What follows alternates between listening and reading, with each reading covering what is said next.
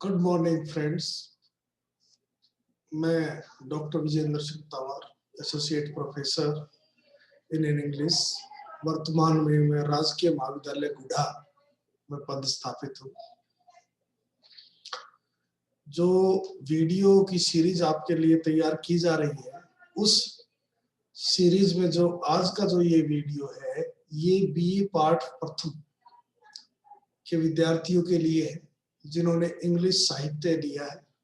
English साहित्य में paper first के अंदर जो पोएम प्रिस्क्राइब्ड है, जिसका टाइटल है on his 23rd birthday bye John Milton, बहुत प्रसिद्ध सोनेट है, उसका ये एक्सप्लेनेशन की व्याख्या कह लीजिए 100% व्याख्या के साथ ये वीडियो बनाया जा रहा है। क्योंकि जैसा कि सभी विद्यार्थियों को पता है कि 100% व्याख्या का जो वीडियो आएगा वो आपके बहुत उपयोगी होगा, क्योंकि एग्जाम में ये कंपलसरी क्वेश्चन होता है और दूसरे क्वेश्चन समझने के लिए भी आपको टेक्स्ट की नॉलेज होना जरूरी है। लिटरेचर के अंदर ये बहुत ही जरूरी है। इसी चीज को ध्यान में रखते हुए पहले हिंदी में और फिर जैसा कि हमारा सिलेबस और सब्जेक्ट है, दूसरा जो वीडियो बनाया जाएगा वो इसी चीज को इंग्लिश में भी बताया जाएगा।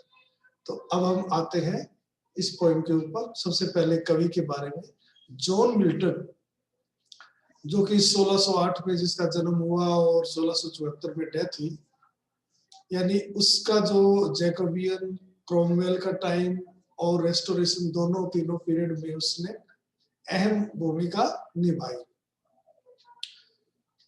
उस व्यक्ति को अंग्रेजी साहित्य में एक शेक्सपियर के बाद नंबर 2 का महान लेखक कवि माना जाता है।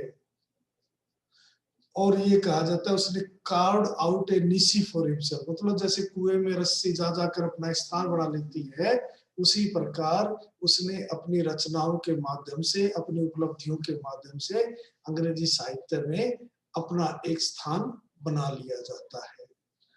वह शेक्सपियर के बाद बहुत ही महान लेखक माना जाता है और ऐसा कहता है कि अगर कहीं अंग्रेजी साहित्य का रिप्रेजेंटेशन होना हो तो 2 ही कवि पढ़ लो, एक शेक्सपियर, दूसरे नंबर पर मिल्टन। आपको अंग्रेजी साहित्य में क्या है उसका एहसास हो जाएगा। ये जो जॉन मिल्टन है, ये एक महाकाव्य की रचना के लिए दुनिया में प्रसिद्ध है, जिसका नाम था पैराडाइज लॉस्ट। अब बचपन से ये बहुत ही पढ़ाकू था, बहुत ज्यादा पढ़ता था। दोस्त कहते थे कि भैया पढ़ना बंद कर दे, नहीं अंधा हो जाएगा, आंखें खराब हो जाएंगी, लेकिन ये किसी की नहीं सुनी और उसका परिणाम ये हुआ कि वो 44 की एज पर तो टोटली ब्लाइंड हो गया। अंधा होने के बाद जब राज पलटा तो चार्ल्स सेकंड ने उसको जेल में डाल दिया और वहां पर वो जेल में रहकर अंधा होने के बावजूद उसको लिखने का मौका, तो क्या बोलता था वो, उसकी लड़की आती लिखती थी और उसकी बहुत बेहतरीन रचनाएं वहीं पर लिखी गई। उसके अंदर एक वंडरफुल यूनियन है, सामंजस्य है, इंटेलेक्चुअल पावर का और क्रिएटिव पावर का। अब आते हैं कविता के बारे में। जो ये पोएम है ऑन हिज 23rd बर्थडे, इसका जो अंग्रेजी भाषा में जो महान सोनेट्स लिखी गई है उनमें से एक इसको माना जाता है। ये आत्मकथात्मक है। इसमें कवि ने अपने दिमाग, अपने विचार, अपने मन की बात को रखा है और ऐसा कहा जाता है कि 1631 में लगभग अंधा होने के 23rd बर्थडे के तुरंत बाद ही उसने ये पोएम लिखी थी। यद्यपि ये पब्लिश जो है 1645 में हुई। ऐसा कहा जाता है कवि का एक दोस्त था, उसने कवि को एक पत्र लिखा 23वें बर्थडे के बाद कि भाई तुम 23 साल के हो गए हो, तुमने अपने बचपन में ही घोषणा की थी कि मैं बहुत बड़ा कवि बनूंगा, भगवान की प्रशंसा में कविताएं लिखूंगा, कुछ किया है क्या इस दिशा में, कोई उपलब्धि वगैरह हासिल की है? तो उसने एक प्रोज लेटर लिखने के साथ साथ ये पोएम भी उस दोस्त को लिखी थी। और इस पोएम में उसने अपने दुख को व्यक्त किया है कि वो 23 साल का हो गया और अभी तक उसका जो जीवन का जो उपलब्धि थी उसमें उसने कोई भी ऐसी अचीवमेंट नहीं की है जिस पर कि वो अपने आप को प्राउड फील कर सके। दुखी का है। और पोएम जैसा कि हम जानते हैं जॉन मिल्टन जब भी सोनेट लिखता है तो वो पेट्राकन स्टाइल में लिखता है। पेट्राकन का मतलब 2 भाग, एक ऑक्टेव और दूसरा सेस्टेट।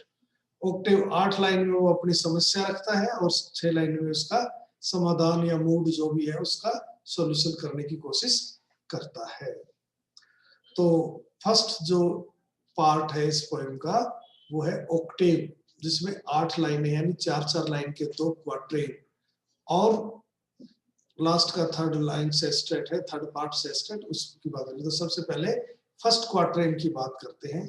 जो कवि है वो यहाँ से कविता की शुरुआत करता है, कहता है how soon, very fast, hath time has been written with capital T, time has been personified, time is running very fast, and then he has used a comma in order to modify it to make it more clear, and he calls times, कवि जो है समय को कहता है the subtle thief of youth, subtle very clever, meaning जो नीचे दिए हुए उसमें आप पढ़ो देखिए, a clever thief who steals the poet's youthful days secretly and without violence, मतलब बहुत ही जबरदस्त चोर, जैसे अपने मारवाड़ी में कहते ज्ञानी चोर कि आंखों का काजल भी ले जाता है पता भी नहीं चलने देता, उसी प्रकार बहुत ही चतुर चोर है समय। किस चीज का चोरी करता है? युवा अवस्था की, यानी कि उसकी युवा अवस्था को चुरा ले गया और उसको पता भी नहीं चला। क्या चुराया? स्टोलन ऑन हिज विंग, एक पक्षी के रूप में उसकी इमेज आ रही है चोर की। माई 3 and 20th year, यानी उसके जीवन के 3 और 20, यानी जीवन के 23 साल वो अपने पंखों में चुरा ले गया और कवि को पता भी नहीं चला। दूसरे शब्दों में समय बहुत गति से बीत गया और उसको पता भी नहीं चला। अब जो कवि है थर्ड लाइन में और फोर्थ लाइन में कुछ मेटाफर का इस्तेमाल कर रहा है, किसको बताने के लिए? समय की स्पीड को बताने के लिए और अपनी उपलब्धियों को बताने के लिए। तो पहले third line, by hasting days, hasting days नहीं होते, means quickly passing time, quickly passing days, जल्दी से बीतने वाले समय, यानी मूविंग रैपिडली, बहुत फास्ट गति से। फ्लाई, फ्लाई किसी सेंस में उसी इमेज आ रही है, पक्षी जो चोर है वो पक्षी के रूप में आता है और चुरा ले जाता है, तो दौड़ रहा है बहुत तेज गति से। ऑन विद फुल कैरियर, दूसरा एक मेटाफर आएगा। देखिए कैरियर जो है एक टेक्निकल टर्म है, जो इसमें जो लिया गया है वो टेक्निकल टर्म है फॉर जॉस्टिंग। जॉस्टिंग एक प्रकार दो व्यक्ति जब अपने अपने घोड़े पर सवार होकर खेल खेलते हैं और वो करते हैं, referring to the galloping charge, very fast charge that knights makes towards each other during a match. It thus describes a frenzied, violent moment almost out of control and very fast. कि वो एक दूसरे को अपने पास करने में या हराने में इतना तेज गति से पागल होकर आउट ऑफ कंट्रोल पूरा जोर लगा देते हैं, उतनी ही जोर की गति से समय बीत रहा है। कवि कहना चाहता है दोनों का एक ही मतलब है, समय बहुत तेज गति से बीत रहा है। हेस्टिंग का भी क्विकली पासिंग डेज और फुल कैरियर मतलब विद फुल स्पीड, यानी कि पूरी गति के साथ और बहुत तेज गति से उसके जीवन का समय बीत रहा है। But my late spring, spring जो है जीवन की वसंत ऋतु जिसमें कि फल फूल लगते हैं, यहाँ पर मैच्योरिटी से मतलब है कि मेरी जो मैच्योरिटी है, मैच्योरिटी ऑफ टैलेंट जो आ जानी चाहिए थी, 23 साल का हो गया, युवा हो गया, मुझे मैच्योर हो जाना चाहिए था, लेकिन अभी नहीं आई है। उसमें यानी मेरी पतझड़ जैसी सिचुएशन है, अभी तो कोई बसंत ऋतु तो आई ही नहीं। नो बड, बड होता है small lump on a tree plant that opens and develops, कली जिसको बोलते हैं, डेवलप्स इनटू ए फ्लावर और लीफ, जो बाद में वो बनती है। ब्लूसम भी एक बार फूल होता है, कली होती है, लेकिन जो बाद में फल वाला फ्रूट बने। यानी कि न तो कोई कली लगी है, न कोई ऐसा फूल लगा जिसमें कि बाद में जाकर फल लगे। यानी कि उसके जीवन की कोई भी उपलब्धि नहीं हासिल हुई है और न ही उस दिशा में कोई कदम उसने आगे रखा है। यानी अभी तक वह अपने जीवन के 23 साल बिताने के बावजूद भी कोई उपलब्धि वाली ऐसी कारनामा अचीव करने में सफल नहीं हुआ है। और इन सब लाइनों का अगर हम मतलब निकालें तो कवि ऑलमोस्ट सैड है, बहुत ज्यादा दुखी है एट हिज नॉन अचीवमेंट। वो अपनी अनुपलब्धि पर, भाई अभी तक वो 23 साल का हो गया और कुछ नहीं, इस पर बहुत ही उदास। और उसने अपनी इस उदासी को, अपनी इस असफलता को, अपने इस दुख को, अपने इस पश्चाताप को बहुत ही सुंदर तरीके से अलग अलग मेटाफर करके दिखाया है। शुरू में समय को भी बहुत शानदार ढंग से क्लेवर चोर के रूप में उसने प्रस्तुत किया है। ये जो 4 लाइनें हैं ये रेफरेंस में अक्सर आती है, इसलिए इस पर ज्यादा जोर देने की जरूरत है। अभी तक कुछ भी हासिल नहीं हुआ है। अब लगते हैं दूसरा क्वार्टेट यानी ऑक्टेव का दूसरा part. Perhaps my some balance, some physical appearance, कैसा दिख रहा है, दिखा, might deceive the truth, शायद सच्चाई को धोखा दे रही है। अब इसका मतलब समझिए कि उसकी खुद की बॉडी से, रचना से वो काफी मैच्योर लगता है। दुनिया वालों की नजरों में वो बहुत मैच्योर हो गया है, लेकिन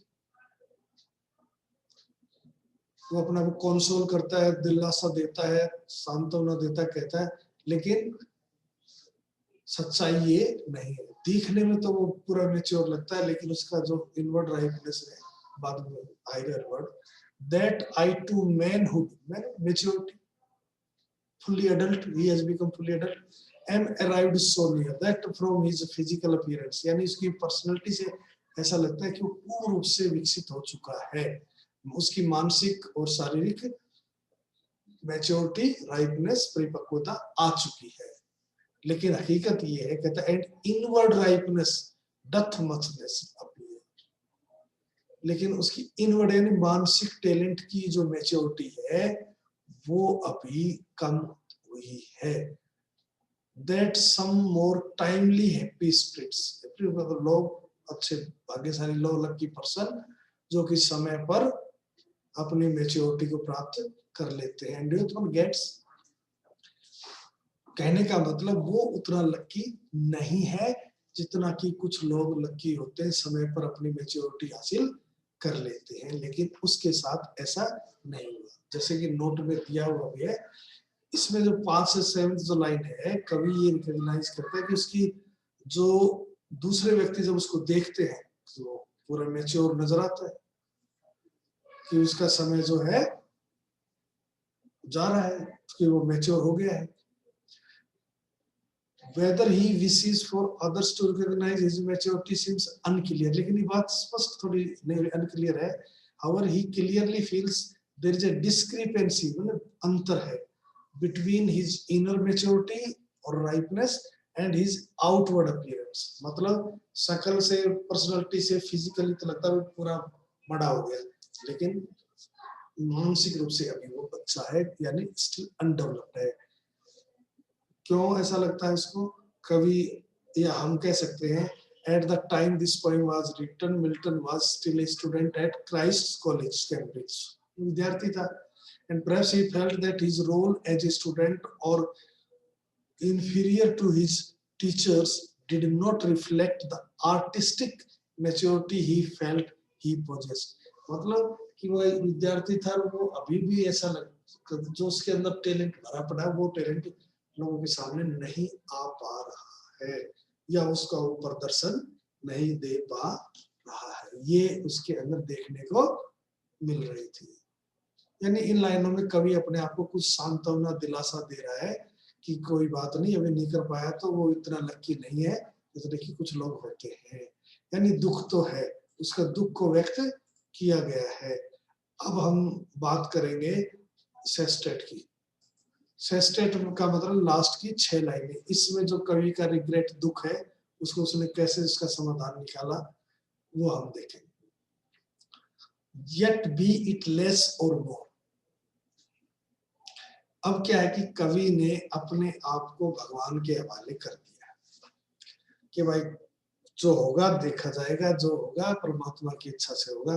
तो वो क्लियर स्पष्ट बोलता है अपने दुख को दूर करने की, कहता है येट बी इट लेस, चाहे उसकी मेच्योरिटी, भाई उसने सोचा हो कि बस 100 पोएम लिखूंगा, 100 किताबें लिखूंगा, हो सकता है वो कम लिख पाए, चाहे कम हो, और मोर या 100 से ज्यादा हो जाए, मतलब उसकी मेच्योरिटी, उसकी परिपक्वता, टैलेंट की परिपक्वता ज्यादा हो या कम हो, और सून और स्लो, चाहे बहुत फास्ट गति से हो या धीरे धीरे हो, उसको पूरा भरोसा किस बात पर है? It cell B. इट का मतलब जो मेच्योरिटी होगी उसकी टैलेंट की, वो be still in strictest measure. Strictest measure का देखिए मीनिंग दिया हुआ है, ए स्ट्रिक्ट रूल और order is very clear and precise होता है, सीधे completely as per scale. Scale का मतलब पैमाना, कि 500 की लेवल छूना है तो 500 का लेवल ही छूना पड़ेगा, नहीं तो 499 पर रहेगा, नहीं 501 पर। स्ट्रिक्टेस्ट मेजरमेंट उस पैमाने पर, जिस पैमाने पर इवन टू दैट सेम लोट, लोट माने फेट, किस्मत, डेस्टिनी, जो कि भगवान ने उसको डिसाइड कर दिया कि तेरी किस्मत में 26 साल की उम्र में या 30 साल की उम्र में तेरे को ये उपलब्धि हासिल होगी। वो मीन और हाई, चाहे उच्च लेवल की परिपक्वता हो या लो लेवल की हो, टुवर्ड्स विच, उस और, टाइम यानी कि समय, लीड्स में ले जा रहा है, मुझे रास्ता दिखा रहा है, and the will of haven, God, और भगवान की इच्छा, डिजायर ऑफ गॉड, दोनों मुझे उसी दिशा की ओर ले जा रहे हैं। मतलब उसने अपने आप को परमात्मा के हवाले कर दिया कि जो होगा वो परमात्मा की उस हिसाब से होगा, टेंशन लेने की जरूरत नहीं है। ऑल इज मतलब क्लियर स्पष्ट बात है, एवरी नटसेल, ब्रीफ में ये कह सकते हैं, if I have grace to use it so, grace permission, अगर भगवान की परमिशन मिली मुझे इस टैलेंट को उपयोग करने की, as ever in my great taskmaster side, taskmaster का काम देने वाला यानी गॉड, उसकी आई का सुपरविजन, उसके अंडर सुपरविजन में हमेशा काम करता रहूंगा, चाहे लो लेवल हो, हाई लेवल हो, उच्च लेवल हो, थोड़ा हो, जल्दी फास्ट हो, जो भी कुछ होगा उस परमात्मा की देख रेख में होगा। देखिए नोट में देखिए, in lines 8 through 10 Milton begins to change his attitude towards passage of time by surrendering his lot or fate to the will of God, a power he considered to be higher than that of time। मतलब पहले तो समय चुरा ले गया था, दुख हो रहा था, अब बोला समय से भी बड़ा पावरफुल गॉड है और उसके हवाले कर दिया है। अब भगवान ने जो लिख दिया उसके हिसाब से होगा। उसको अपने में एटीट्यूड में जो दुख था उसमें थोड़ा बदलाव आ गया। He also seems to relent some of his worry about the degree of his success by implying that whether it is less or more or soon or slow doesn't matter। अब वो उसने ये भी अपने आप को थोड़ा सा तसल्ली दे ली कि जल्दी हो, देर से हो, जैसे भी हो, कम हो, ज्यादा हो, सब भगवान की मर्जी के अनुसार होगा। These lines mark a clear shift in the speaker's thinking। जो स्पीकर है, जो इस वक्ता है इस पोएम का, उसकी थिंकिंग में, उसकी सोच में क्लियर चेंज है। इंटरेस्टिंगली, बड़ी इंटरेस्टिंग की बात यह है, although this outlook is more positive in some aspects than his opening attitude। जो शुरू में तो बहुत दुख था, अब थोड़ा है, लेकिन इंटरेस्टिंग बात क्या है, he is still using a scapegoat, so बलि का बकरा, एक्सक्यूज ढूंढ रहा है, to avoid taking responsibility for his station in life, कि वो खुद के कारण वहां पर है जहां पर भी जिंदगी में है, इस बात की जिम्मेवारी लेने से अब भी वो बच रहा है, इसके लिए बहाना ढूंढ रहा है, बलि का बकरा ढूंढ रहा है। और इस टाइम पहले उसने समय को बलि का बकरा बनाया कि समय चोरी कर लेगा, मैं क्या करूं, और अब भगवान मेरी इच्छा परमिशन नहीं दे रहा, अब मैं क्या करूं। In the beginning, he blames time for stealing away his youth, displacing responsibility, and in the end, he displaces responsibility again by surrendering his fate to the God and the great taskmaster I, which is to say he believes he has no say in what task God will assign him. यानी जैसे वो ये कहना चाह रहा है कि जो कुछ हो रहा है भगवान की मर्जी से हो रहा है, मेरा तो इसमें कोई लेना देना है ही नहीं। ये एक प्रकार से स्केपगोट है, यानी कि वो अपने आप को दिल में तसल्ली दे रहा है। लेकिन जो भी उसने बात कही उससे उसका मन हल्का हो गया, उसको आराम मिल गया। Thank you very much.